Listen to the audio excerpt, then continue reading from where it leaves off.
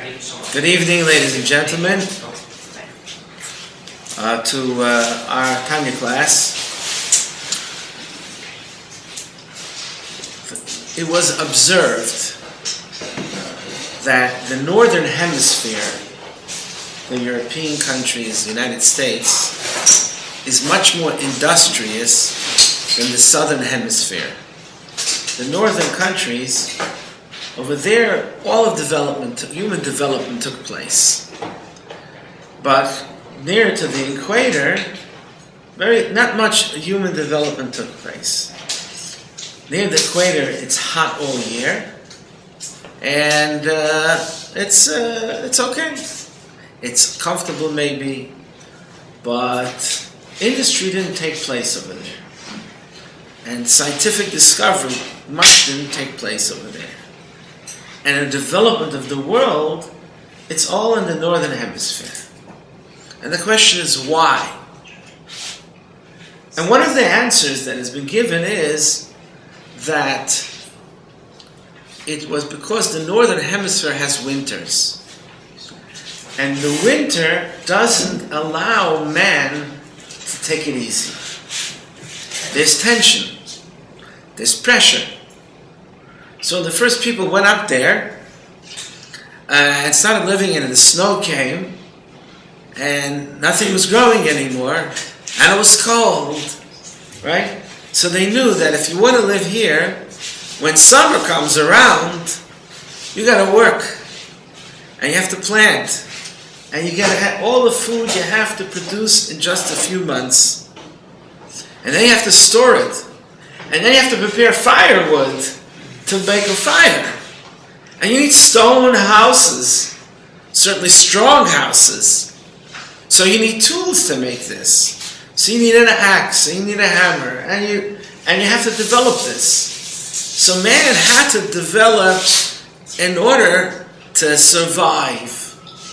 Whereas if you live next to the equator, and I actually heard this when we lived in Venezuela, so it's closer to the equator, it's a warm climate, it's never cold, you don't really need a house if you can handle the rain, and it rains, so it rains, and you wait for the sun to come out, and then you dry, and if you're hungry you go to a mango tree, or some other plant that's growing all year round, so you don't have to work. So that's why most of the people around there don't work very much. They're all lazying around. They're lazying around because they don't have to. Because there's no pressure. There's no tension. The climate agrees with their physical bodies. So therefore there's not much tension. You need a shade. So you spread something, you cut trees down and you have shade. But you don't need firewood. You don't have to worry about the winter and the summer and the seasons. There's always seasons. Plants can grow 3 times a year in Venezuela, and many of these climates have rich soil. It's great. But where did industry happen? Where did human genius come from? Where are most books written? Most wisdom? It was more north. Because over there was a demand, a necessity that was brought about by tension, by challenge, by the needs that came because people were not comfortable. Similarly, in the human condition, Hashem could have created us as human beings that have one side to them and have no tension and no struggles and no issues. And no issues. People would be at peace always. They're never angry, so they don't have to calm themselves. They're not challenged by anything. But Hashem didn't make us that way. He wanted tension within us. He wanted contrast. There's good and there's evil. There's selfishness and altruism. There's men, there's women. There's differences in people and in ideas. And coming back to the man in himself, he made contrasts in every person. And that brings out in man creativity. Challenges, tension, brings out man's personal development, creativity. And that's why Hashem gave people free choice. He says, you have a choice, be this or be that. It's in front of you.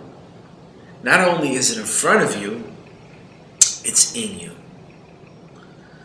So the first chapter in Tanya, they spoke about the tension that is the result of the two souls. In Tanya, he didn't speak about the tension, that's later on, but we should know there are two souls. Here in the 6th chapter, he starts with a verse in Koheles, V'hine zeh le'uma zeh oso lekim. Hashem made this opposite that. Hashem made opposites. He made the side of the holy and good, and opposite that, he made the side of the impure and evil. And that's what we're going to start with the 6th chapter.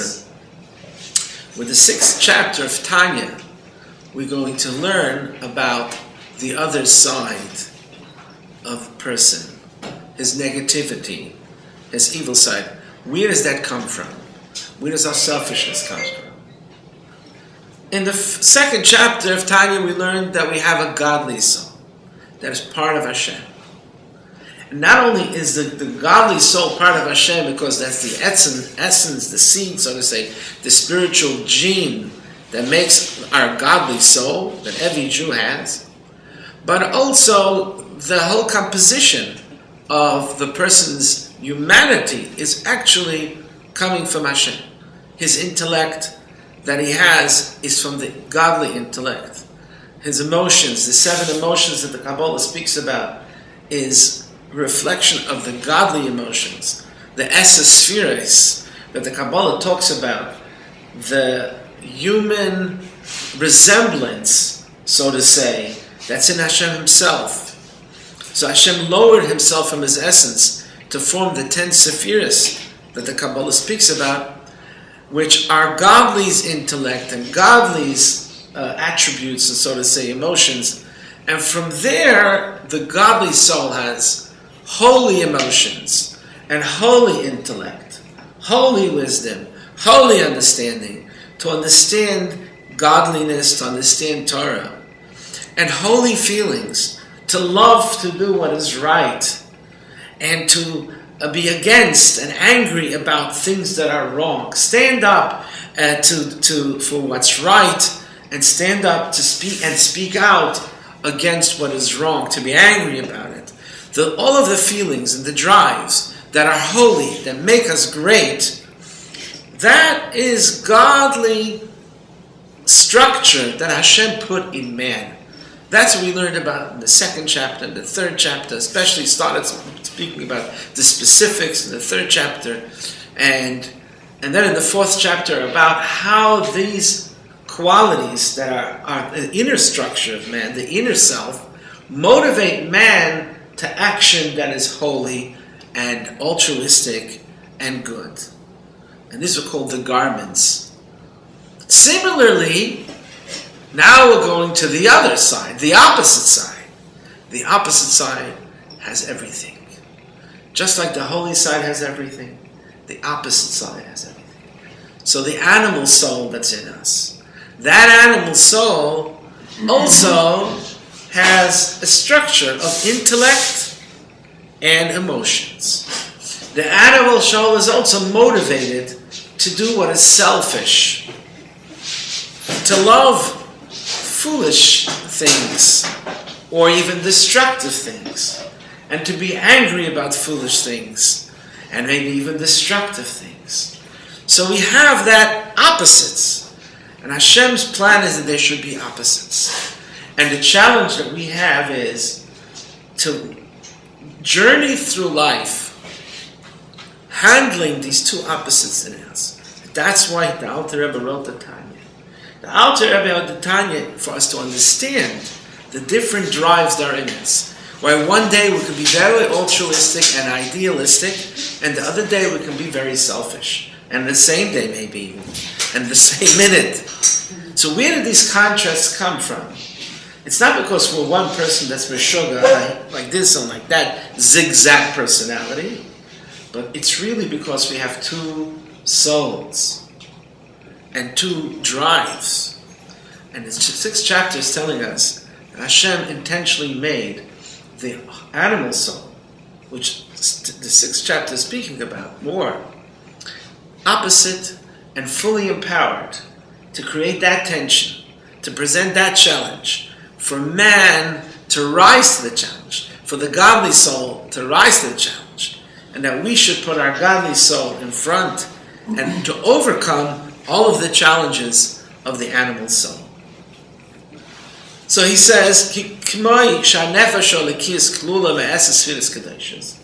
just like the godly soul is composed of 10 holy qualities, and which came from God's spheres, from the qualities of God, and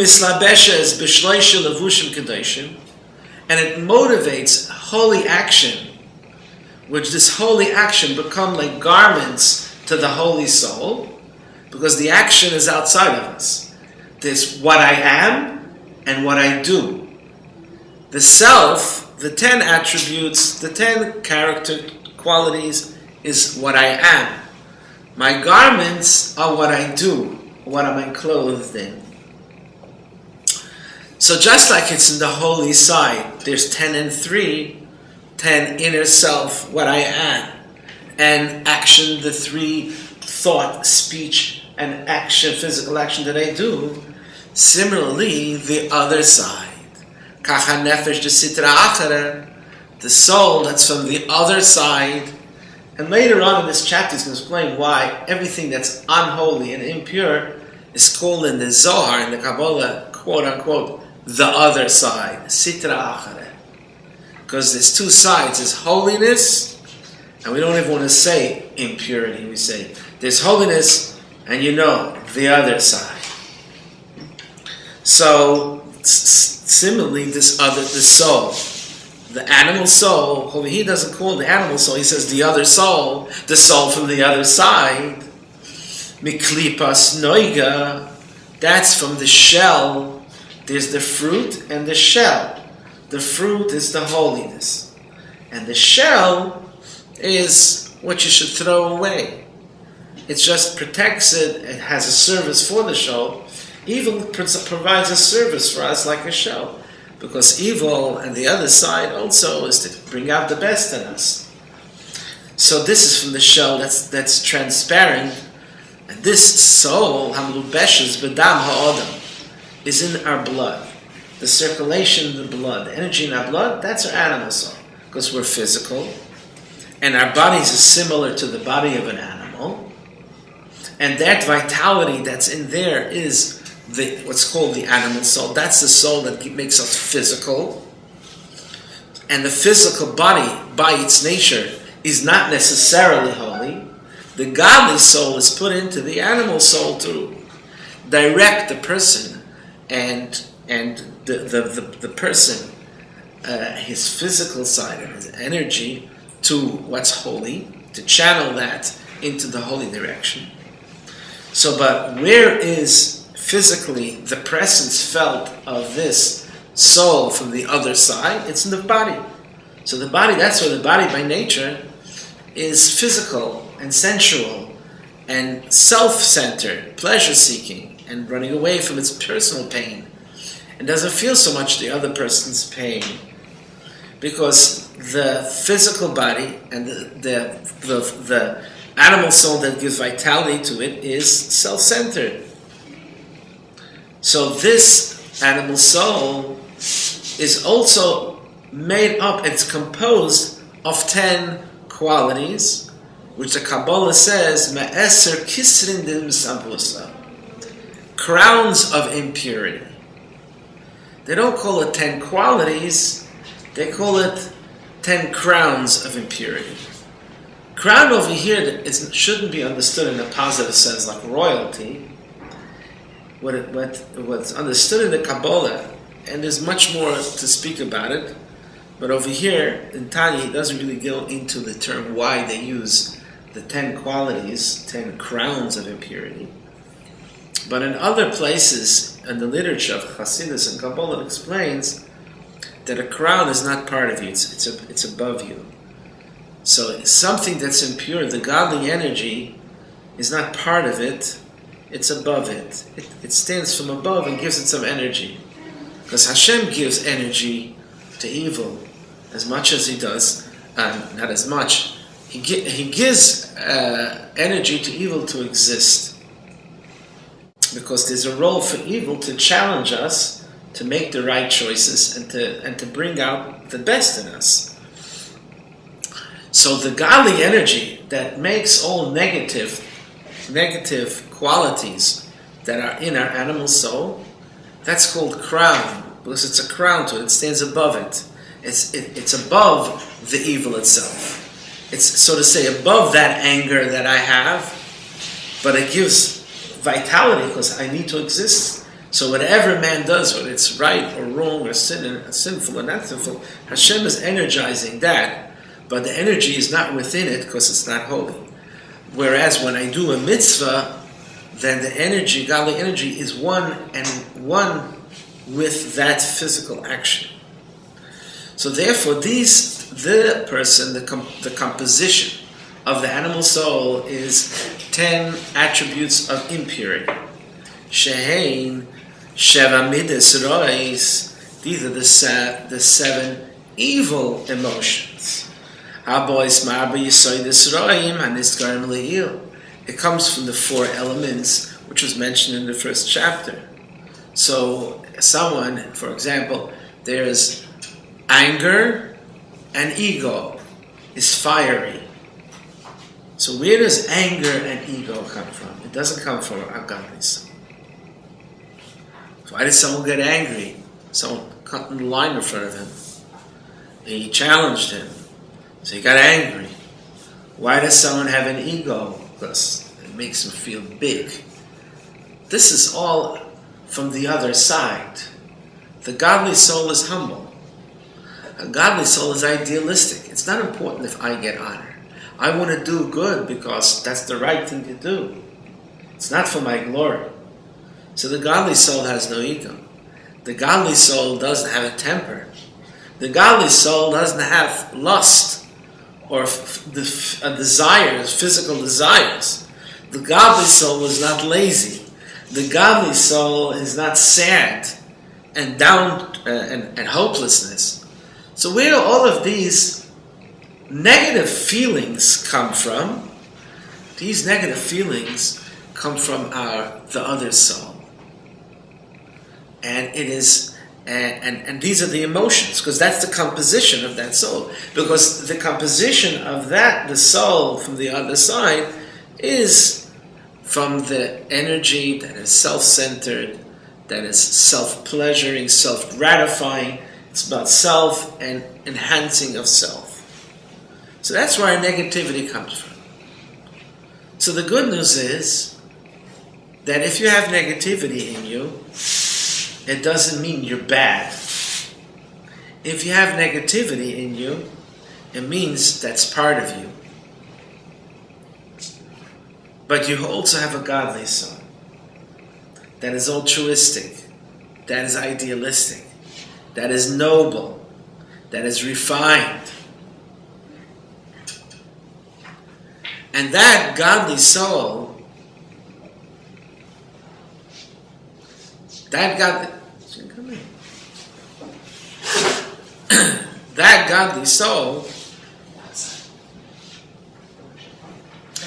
godly soul is really what our real essence is about. That's really why Hashem created us, was for that godly soul. But He also put in this, so to say, negativity. which is a whole structure, and it's equal in power, and therefore there's the tension. So we have to understand that where our negativity comes from, and also compartmentalize it. Don't say, I'm bad because I'm selfish. I'm bad because I have a temper.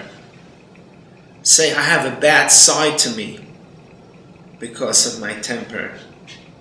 But I have a godly soul, which is noble, and can overcome my temper and my selfishness. So so the Tanya is explaining us where it's coming from, so we compartmentalize it and understand ourselves, and also be able to handle it. There's no such thing as I can't control, I can't do this, this is the way I am. That's not the way you are. That's the way part of you is. The way you are, you also have a godly soul. But over here, let's get back to the animal soul. So it has, notice how he starts, has 7 emotional qualities, which are negative, and seichel v'seichel hamoini lidan, and the intelligence that gives birth to these emotions.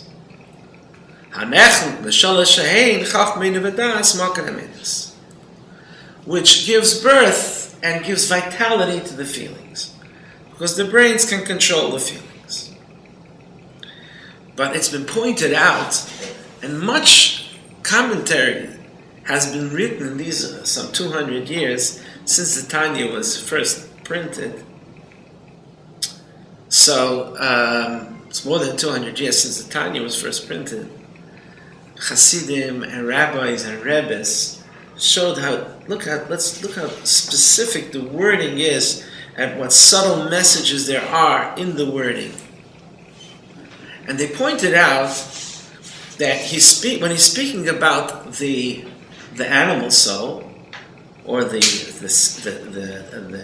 selfish soul, he says first how the feelings, and then there's also the intellect. First feelings and then intellect. But if you go back to chapter 3, because we're analyzing the text, and he describes the 10 qualities, he says first of all there's the intellect. And the intellect gives birth to the emotions. When it comes to the animal soul, he starts with the feelings, with the emotions. And this is, and there is also intellect to it. So don't think that the animal soul is just a dumb animal. It's sophisticated. It's very smart. It has brains. That's where self-justification comes from. Because the animal soul is going to justify what we're doing. But again, it starts with the feelings. And explain that when you speak about the godly soul in chapter 3, the godly soul looks first at what's intellectually right. What I mean intellectually means what our understanding is of what God wants from us. So you need the brain to see, is this right or is this wrong? So the brain says, is this right or is this wrong? And once you have it right in the head, this is wrong and this is right. So I should love my fellow. I should love God. I should love doing mitzvahs. And I should be frowned upon negativity. Why? Because that's what's right. I should frown upon sin. I should frown upon bad people, about evil. So my emotions, my positive, my negative. So what decides? First the head. Is it right or wrong? That's how the godly soul works. The animal works on feelings. The animal soul works on feelings. Does it feel good? Because the animal soul is self-centered. Feelings are objective, not subjective. Feelings are subjective. What do I feel? What is good for me? What makes me happy? What makes me big? What satisfies, what gratifies me? Not what gratifies you. I'm not interested in what gratifies you. I'm not interested in what makes you happy. I'm not interested in what makes you big. The animal soul is self-centered. It's about the self-gratification. It is subjective. The godly soul is objective. What is right? It's not about me. It's not about what I feel. It's about what's right. And after I know what's right, I'm going to work on having the healthy feelings. The animal soul is the other way around. What feels good? And this is an answer in parentheses. This attitude that's in popular culture. Go with your feelings. Does it feel right? Follow your feelings. The celebrity culture. What are the feelings? Does it feel good? Does it feel good? Actually, in the Shema we say it twice, 3 times a day. Do not follow your heart and your eyes. Don't follow your heart. Is it right or wrong? If what your heart wants is wrong, then don't follow it. Yes, our heart can want things that are wrong. Our heart, what feels good, can be selfish. What feels good is not necessarily what is objectively good. There's right and there's wrong. Hold it. Think, is this right or wrong? It's like math. 2 and 2 is 4. There's no 2 ways about it. Well, I don't know. I think you're being very tight. This is 2. You have to understand this 2, and there's a different 2. Look at the colors. And this is 2. It's green. It's very down. This is a 2. It's black. And it's dark. 2. And it's I don't know. It's a 4. That's 4. I don't like 4. It's very. I don't like the shape of 4. I like 8. There's circles. There's too many digital lines. 2 and 2 is 4. There's right and there's wrong. Now, I'm not saying this is easy. We are people of feelings, right? But I feel this way. But I'm scared. But I'm not scared. It does make sense to be scared. People go to therapy because they're scared. So hopefully the psychiatrist has some brains and is going to tell them, this fear is foolish. And that you're fearing trivial things. Doesn't make sense. It's not right. So therefore, when it comes to the animal soul, here in chapter 6, he starts with the feelings. He's describing the animal soul. He says, the 7 negative emotions. And the seichel that gives birth to them. Why? Because it starts with a feeling, and then you start thinking, okay, but it's wrong. So then you need the brains of the animal soul, the intelligence, so to say, of the animal soul. Because I don't want to go, I want to do what I want to do. I want to do what I want to do. But then the intelligence says, but maybe it's wrong. So the animal soul has intelligence that will justify it. I don't want to feel guilty. I don't want to feel guilty. So it's good. Every mishigas that the modern culture came up with, they're justifying it. What do people think? Let's make a consensus. So that you have an opinion about anything. Is this good or bad? Marriage, define marriage, feminine, masculine. Let's ask everybody that says, well, I feel this and I feel that. They're all feelings. So it makes me happy, it makes me not happy. All I want is my children to be happy. He's happy, he's unhappy. It's about what's right and what's wrong. Of course we should be happy. Of course we have to be happy. There's holy happiness. there was once right here in this room, and we daven here on Tisha B'Av. The 9th of is a fast day, and you wear tefillin in the afternoon. So I come in over here, and everyone's putting on their tefillin, and there was someone whose brother lives in the neighborhood, but he doesn't. His brother's more religious than him. So I go to the brother and I say, you should put on tefillin. So he starts giving me attitude. And one of my faults is I don't like attitude. If someone gives me attitude, it's a fault. It's not for my godly soul. I'm telling you right now. So I give it back to him. So I tell him, if you're not going to put on tefillin, you're going to turn into a frog. So I told him, it just came into my head. If you're not going to put on tefillin, you're going to turn into a frog. So he answers me, but a happy frog. He gave a good answer. But a happy frog. I like the answer. So then I told him, a happy frog is still a frog. It's still a frog. Don't be a frog, a happy. I want to be happy. So be a frog, a happy frog. There's no frogs that have ulcers. There's no frogs, I don't think so, that have therapists because they have anxiety. There's no frogs that, their wife is giving pressure or the husband's giving pressure. No frogs have them, they're happy. They jump from here to there, they're happy. But it's a frog. Put on tefillin, you become a mensch. Don't stay a frog, become a mensch. And this is what it's going on in the culture that we're in. So therefore, we want to justify ourselves. So the brains, the intelligence of the animal soul will justify it. So don't think everything that...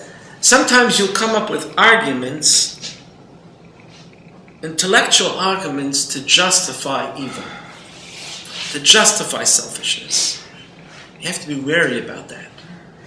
Because even in an intellectual argument, you have to analyze this intellectual argument, the reasoning that you are making. Is it coming from the reasoning of the godly soul or the reasoning of the animal soul? I'll illustrate this with a story. Really, of a tzaddik. You heard of Chernobyl, right? You heard of Chernobyl. Most people heard of Chernobyl after the atomic explosion that was in Chernobyl. Before that, most of the people in the world didn't hear about it, a little shtetl called Chernobyl. But Hasidim heard about Chernobyl for the last 250 years. Because Chernobyl was a Yiddish shtetl, and it had big tzaddikim who lived there. Chernobyl was a Hasidic Chernobyl. Square Tanya, descendants from Chernobyl. So it was a tzaddik of Chernobyl, Reb Nachum of Chernobyl. He was a big Rebbe. He was in the time of the Alter Rebbe. Reb Nachum of Chernobyl, he lived from the donations of his followers. So he would sit and study Torah all day and advise people. So he didn't have any livelihood. But he was a holy man, very wise man, and people came to him day and night for advice. And he would daven and study and teach Torah. That was his thing. So his followers would give him. And also he had a shul, and he had people, and he helped people. So people came to him who would help. He would give him donations. There were also people who were poor and needy, who for his followers, and they would tell him about the tsaras, their problems. And they knew that between his wealthier followers, there were those who said, Rabbi, I know there's poor people come to you. Here's money, give it to the poor. So the rabbi had a special fund where they would give him what she would give to the poor. Right? So they would give. So it wasn't defined exactly, it was there, but it was known. Poor people came to him, wealthy people came to him, and that's how he personally existed, and that's how he was able to do his thing. That was Chernobyl. So one time, and it was near a holiday, and a lot of people came. And it was after a winter when few people came, and the household of the Rebbe was now in deficit. They owned the butcher, they owned the baker, they owned every people money. But they knew when it's going to come closer to the holidays, some of the wealthier people are going to come by, and they would ask for advice. Business people would come to him for advice or for a blessing, and they would give the Rebbe. They had wealth. They would give the Rebbe. So there was one night when a lot of visitors came, and a few wealthy came, and a few poor came, and he's listening to the people. Then he was till about 2 a.m. he was with the people, till no one was left. And at about 12 midnight, he says to the people he can't see, he needs some time himself. And for about a half hour, he didn't let anyone come in. And he was pacing back and forth in his room trying to figure out. Maybe not a half hour, maybe 10 minutes. But he wanted to be alone for a short period of time. So they, and then he said, okay, he opened the door, says, the next should come in. And the rest of the night went by. At 2 a.m. everything was over, so the Rebbe went to do his thing. And then there was the person who was in charge of the home, of the household, paying the bills. He comes into the Rebbe's room, and he had a desk, and he opens the desk drawer where the Rebbe would put all the donations. And he sees there's some money over there, but he expected enough money to pay all the bills. And it's less than that. Pay all the bills and to have an advance for the next few weeks. But there was much less than that. And he remembered there was 2 wealthy people who came that night. So what happened to all the money? And also he heard that the Rebbe, in the middle of a thing, he took off like 10, 20 minutes. He needed for himself what was going on. He said, I don't know what to do. He tells the Rebbe, they asked the Rebbe, first of all, what was this 10 minutes? And then he says, they said there was not as much as we expected. Usually that night, there's a surplus to keep going. He says, I'll tell you what happened. The wealthy person, he brought 300 ruble, silver ruble. It was a lot of money. So he says, Rebbe, here's 300 ruble. So I thought to myself, the sexton told me that we need money. So I thought, okay, put the thing, and I figured he didn't pay so much attention to the money. So he put it in the thing and said what he did. He sat with this wealthy person and advised him all his issues. Then, a few minutes, within the half hour, a poor person comes. The poor person said, Rebbe, my landowner, the landlord, is throwing me out. I owe him a month of rent. Not a month, a year of rent. And then I have 2 daughters. They're ready in their 20s to get married, they're teenagers. And I have no money for a wedding. I have no money. I'm not asking a shadchan because the matchmaker is going to ask me if I'm going to make a wedding. I have no money for a wedding. A wedding costs 75. Then another way to do this costs 50. Another 50 rubles. And I own the landlord 200. Says, how much is everything together? So he said 300 rubles. How about you get 300 rubles, Rebbe, please? So the Rebbe said, 300 rubles. This guy told me he gave me a bag with you. The Rebbe didn't count the money. He says, he gave me a bag with 300 rubles. He said, I have a bag with 300 rubles. I should give him the money. He says, so we'll be finished saving this guy. But then I thought to myself, this is what the Rebbe is saying.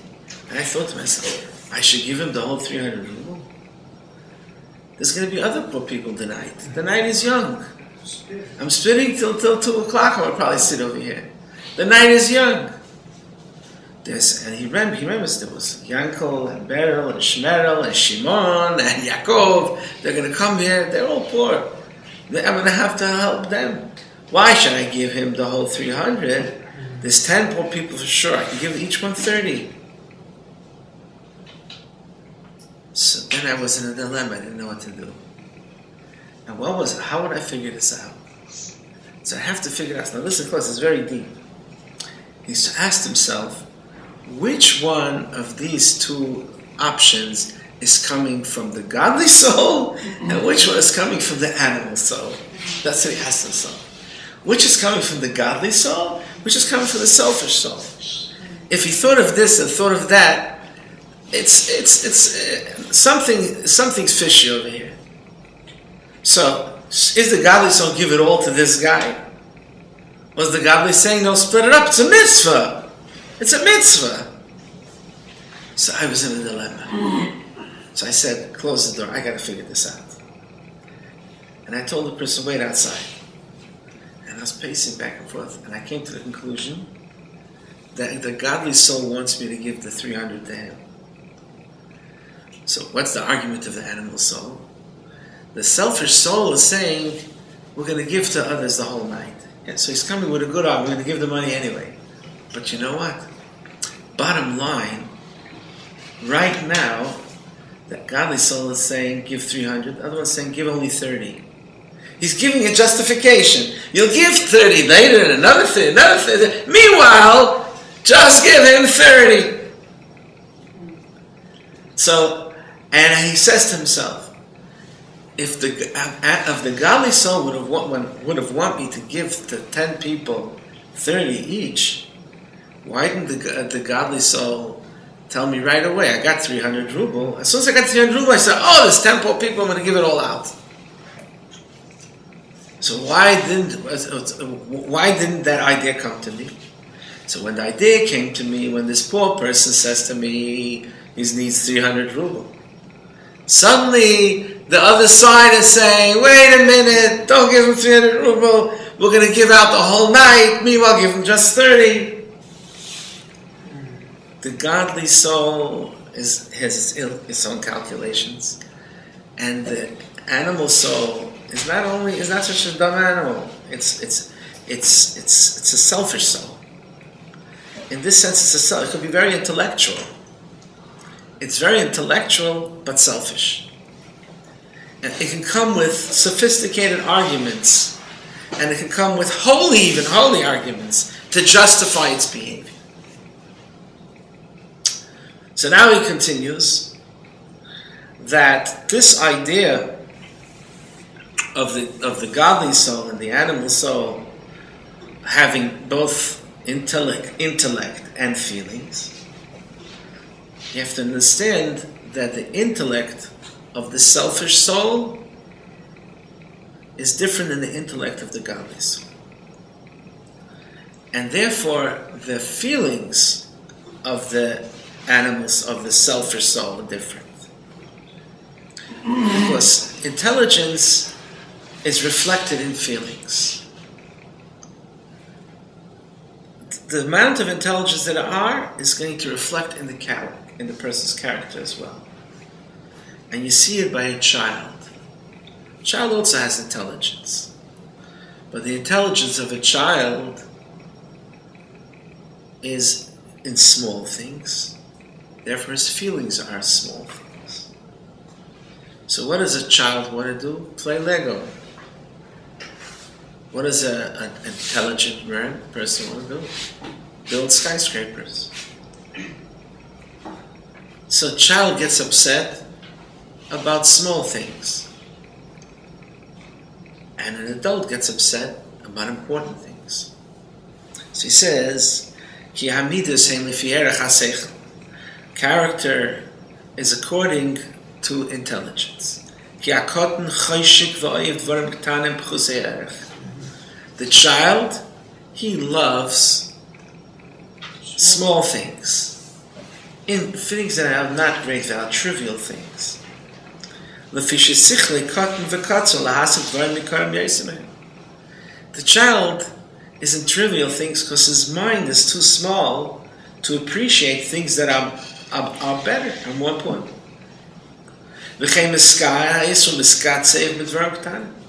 What does he get angry about? He gets angry about small things. Also his boasting It's about small things. A small person. Same thing is, unfortunately, they're adults who are like children. They small heads, and they're into small things. Be the bigger one. People have an argument. People have an argument between each other. I say, he said to you this, he said me to that, and he insulted me. He says, a big man, are you big or small? A big person doesn't let a few insults bring him down. Small person, he said this, and they took this, and da. Small people are hearing about small things. People are trivial. In their head, their whole life their emotions are trivial. This is one of the problems of our society. People are not thinking, and the priorities and the values are all messed up. There was a bestseller a few years ago written by a cancer patient in her last year of her life. And it was a bestseller, and she passed away. She knew she was dying, and she wanted to reevaluate her life. So she's reevaluating her life. And she writes in the book, she used to get upset about this. At a wedding, they put me in the back seat next to the music with the poor cousins instead of putting me with the rich cousins. And they think I'm this, and they put me with the uneducated cousins instead of the college graduate. I was in college and this, and I was upset about it for months. I'm thinking back, why such energy was used in getting upset about such trivial things. And things were important. Time for the child was running for this, was making money and this and that. What use is my money? People have so much money, they die and they leave money to their children. What are the children going to buy sports cars and waste their money? So they should have had more time to them, give time to their children, not leave the money. Just running around making money. Things which were important in the past, when she got sick, became unimportant. And things which are important now when she's sick, trying to think, what's life really about? What's the purpose of life? All these things that she thought were so important. And she realized it when all the nourishment, she got sick, and her godly soul came to the fore. Then she realized what's going on. And this is what it is. We're into trivial things. If you notice, the description is, and this is also a diak which I noticed here, a specific choice of words that the Alter Rebbe used. He said that the person loves small things, and then he says he becomes angry about small things, and in spinus, he beautifies himself with small things. Right? First love, and then anger, and then beautifying himself, or boasting himself. This is according to the order of the spheres. Chesed, Gvura, Tiferes. He's describing the small-mindedness of the child, and he's using between the lines Kabbalah ideas about it. And so then he continues, the is these 10 qualities that are impure. If he thinks and speaks and acts out what these feelings motivate him to do,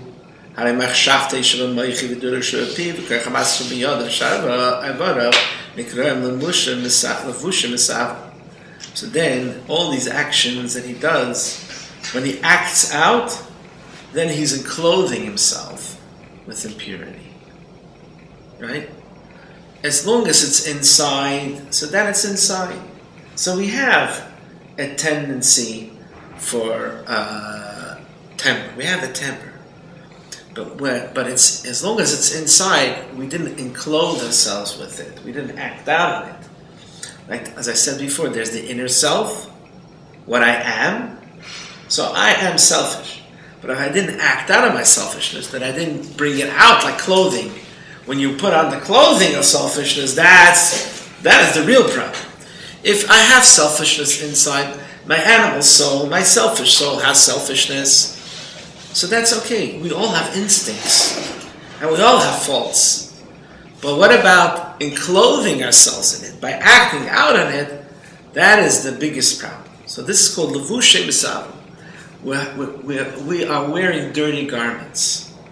We're wearing the garments of impurity because we allow our feelings to act out on that. It becomes garments la'eseh b'chinas elo atmeyes shem shapsu b'hem b'shas ma'isa idibra machshava. And v'hein heim kol ha'masim ashenasim tachas hashemesh hashahakol al v'dorasuk. This is all foolish things that we do that have no purpose and have nothing, no meaning to it, wasting our time and our energies for all this narishkeit that are surrounding us. So that is enclothing ourselves in meaningless actions. So there's what I am inside and what I do, and it's really more about what I do than what I am. So this is what it's all about, ladies and gentlemen. We have to work on ourselves. And I was just said to conclude, one of the inspiring ideas that I take from this is that I should recognize my faults, that it's part of my animal side, part of my selfish soul, and compartmentalize it and understand if certain ideas come to my mind that are selfish or that are negative, I should understand where it's coming from. It's not because I'm bad. There's that side of me. And Hashem made that to create the tension that we spoke about in the beginning of the class. So that the godly soul should rise to the challenge. But let's really understand the structure of the animal soul and the structure of the godly soul. And that in the next chapters is going to develop this idea of how to handle the struggle.